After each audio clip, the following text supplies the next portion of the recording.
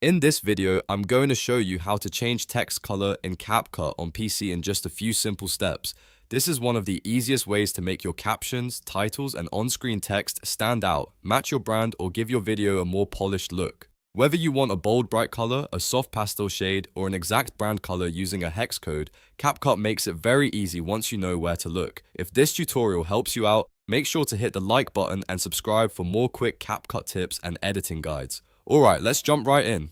First, open your project in CapCut PC. Once your project is loaded, look at the top panel and click on Text. This is where all your text elements and text editing tools are found. After that, select the text layer on your timeline that you want to edit. It's important to make sure you click the correct text clip, especially if you have multiple text layers in your project. Once the text layer is selected, go to the right side panel and open the text settings. In this panel, you'll find different options for adjusting how your text looks and behaves. Now look for the color option. This is the setting that controls the actual color of your text. When you find it, click the color box next to it.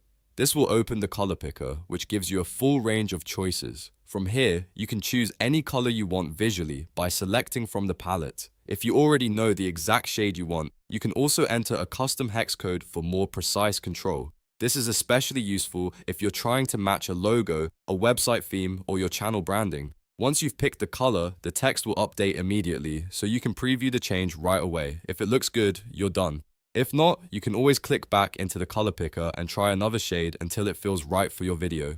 And that's really all there is to it. Changing text color in CapCut is quick, easy, and a great way to make your edits look more professional. If you found this guide helpful, don't forget to like the video, subscribe to the channel, and turn on notifications so you never miss another CapCut tutorial. Thanks for watching, and I'll see you in the next one.